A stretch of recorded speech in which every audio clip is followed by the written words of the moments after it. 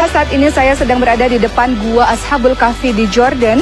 Dan Gua Ashabul Kahfi ini juga dikatakan ada di Syria maupun di Turki. Tapi yang paling menepati ciri-ciri yang disebutkan di dalam Al-Quran adalah Gua Ashabul Kahfi yang ada di Jordan. Kisah mengenai Ashabul Kahfi bermula dari 7 orang pemuda yang sangat mencintai Allah dan beriman kepada Allah Subhanahu wa Ta'ala. Lalu ada seorang raja yang kejam yang meminta pemuda tersebut agar meninggalkan agama Allah dan menuju ke agama sang raja. 7 pemuda ini pun tidak mau mengikuti apa yang diucapkan oleh sang raja. Mereka kemudian lari dan berlindung ke dalam sebuah gua. Di tempat inilah mereka tertidur selama 309 tahun. Di dalamnya Allah membalik-balikkan badan mereka sehingga Allah menjaga tubuh mereka. Dan kemudian ketika mereka bangun, mereka mengatakan dan saling bertanya satu sama lain, sudah berapa lamakah kita tidur di tempat ini? Salah seorang mengatakan mungkin setengah hari, kawan lain mengatakan mungkin 1 hari penuh. Lalu mereka pun mengatakan, marilah kita mencari makanan. Dan kalau salah satu dari kita mencari makanan, cari makanan yang halal, cari makanan yang baik. Dan jangan beritahu pada penduduk bahwa kita bertempat tinggal di sini karena khawatir mereka akan membunuh kita. Salah seorang itu pun pada akhirnya pergi menuju keluar dari Gua Ashabul Kahfi ini dan membawa uang. Dan orang-orang bertanya, uang apakah ini? Karena uang ini sudah tidak laku lagi di zaman sekarang. Dan mereka pun pada akhirnya paham bahwa orang ini adalah satu dari 7 orang yang disebut sebagai pemuda atau Ashabul Kahfi. Berita ini sampailah ke telinga sang raja. Dan raja pun mengatakan, marilah datang ke tempat ini, ke istana ini. Dan saya akan memberikan kalian tempat tinggal yang baik, tempat tinggal yang indah. Lalu 7 orang pemuda itu pun mengatakan, wahai raja, kami sudah sangat bahagia, kami sudah sangat senang. Pada akhirnya kami mengetahui bahwa penduduk di tempat ini semuanya telah beriman kepada Allah Subhanahu wa Ta'ala. Kami hanya ingin berdoa kepada Allah agar Allah pun memanggil kami untuk menuju kepada Allah Subhanahu wa Ta'ala. Maka Allah matikan mereka dalam keadaan yang beriman kepada Allah Subhanahu wa Ta'ala. Pembelajaran dari Ashabul Kahfi sangat luar biasa teman-teman sekalian, membuat kita memahami bahwa apapun yang terjadi, ujian-ujian yang Allah berikan adalah Allah hanya ingin pembuktian dari kita, betul tidak kita beriman pada Allah Subhanahu wa Ta'ala atau hanya berdusta saja. Dan di belakang saya dibangunlah sebuah masjid pada pemerintahan Jordan di tahun 2006 untuk setiap orang mengambil pembelajaran dari kisah Ashabul Kahfi atau 7 pemuda yang tertidur selama 309 tahun di dalam ini.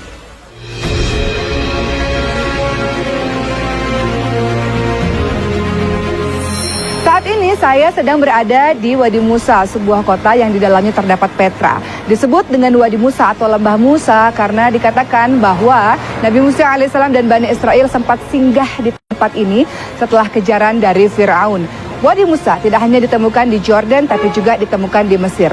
Saat ini Wadi Musa menjadi pusat pengairan utama bagi penduduk di sekitar kota Petra.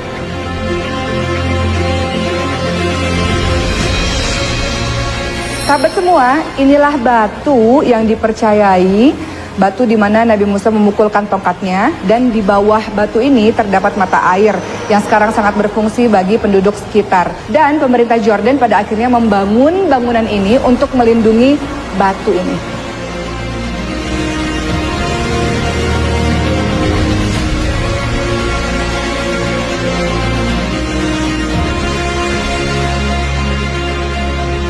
Sahabat semua, airnya sangat jernih sehingga banyak orang yang langsung minum dari mata air ini. Saya akan coba meminumnya.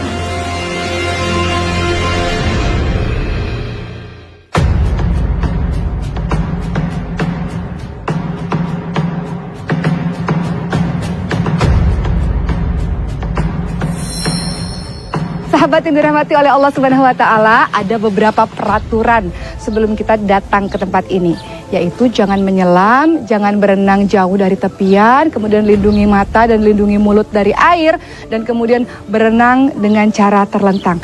Di mana saya berada? Saya berada di Dead Sea atau Laut Mati.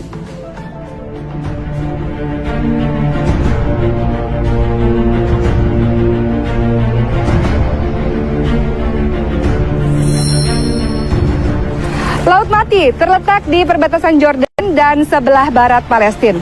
Laut Mati memiliki kandungan mineral yang sangat tinggi sehingga membuat ramai orang datang ke tempat ini untuk sekedar berenang atau mandi untuk membuat kulit mereka menjadi lebih sehat. Laut Mati disebut sebagai Laut Mati sebab dengan kadar garam yang sangat tinggi tidak ada satu makhluk pun yang dapat hidup di dalamnya. Dan menurut versi lain, kenapa Laut Mati disebut Laut Mati? Sebab di sekitar tempat ini terdapat sebuah kaum yang Allah azab karena kaum tersebut tidak beriman kepada Allah Subhanahu wa taala. Siapakah kaum yang diazab oleh Allah Subhanahu wa taala itu?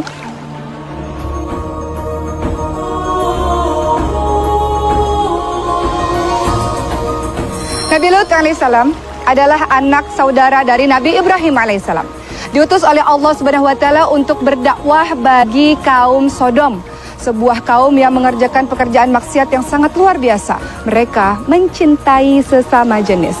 Nabi Lut alaihissalam telah berulang kali berdakwah kepada mereka, meminta mereka menghentikan perbuatan tersebut. Namun kaum Sodom sama sekali tidak mendengarnya. Kaum Sodom justru mengatakan kepada Nabi Lut alaihissalam, berikan saja azab Tuhanmu kepada kami. Maka Nabi Lut alaihissalam pun berdoa kepada Allah Subhanahu wa taala agar menurunkan azab bagi penduduk Sodom. Suatu ketika datanglah 3 orang laki-laki yang berwajah rupawan ke rumah Nabi Lut alaihissalam. Maka Nabi Lut alaihissalam meminta kepada istri dan kedua anaknya untuk merahasiakan kedatangan dari tamu-tamu tersebut. Namun istri dari Nabi Lut alaihissalam adalah seorang istri yang berkhianat, yang menceritakan kepada seluruh penduduk Sodom bahwa ada tamu yang berwajah rupawan di rumah suaminya, di rumah Nabi Lut alaihissalam. Maka ketika Nabi Lut alaihissalam sedang bercakap-cakap dengan ketiga tamunya, mulailah ramai orang datang dan mengetuk-ngetuk pintu dengan sangat keras. Maka Nabi Lut alaihissalam pun mengatakan kepada tamunya, aku adalah orang yang tidak kuat, aku tidak memiliki keluarga untuk melindungi kalian. Dan tamu-tamu ini pun kemudian mengatakan, ketahuilah bahwa Lut, kami adalah utusan Allah yang dikirim oleh Allah untuk memberikan azab kepada kaum Sodom. Bagaimana cara Allah mengazab kaum Sodom tersebut? Allah kemudian memberikan gempa bumi yang sangat dahsyat. Orang-orang mulai berteriak dan mulai menyadari bahwa Nabi Lut alaihissalam adalah Nabi Allah Subhanahu wa taala, bahwa Nabi Lut alaihissalam semua perkataannya adalah benar, namun semua telah terlambat. Allah kemudian membalikkan keadaan kota tersebut sehingga semuanya menjadi hancur, dan Allah kirimkan batu-batu panas, batu-batu yang terbakar, maka tak tersisa kaum Sodom tersebut. Orang-orang ramai mempercayai bahwa kaum Sodom terletak di tempat ini, bahwa tempat ini menurut kepercayaan sebagian orang adalah tempat di mana Allah Subhanahu wa taala mengazab mereka. Apapun dosa yang kita lakukan, termasuk sebagian teman-teman yang mengikuti perbuatan dari kaum Sodom, semoga ketika Allah masih memberikan nafas adalah jalan terbaik kita untuk kembali kepada Allah Subhanahu wa taala. Sebagaimana dalam salat kita katakan, ihdinas siratal mustaqim, ya Allah tunjukilah kami jalan yang lurus. Semoga semuanya kembali kepada jalan Allah Subhanahu wa taala.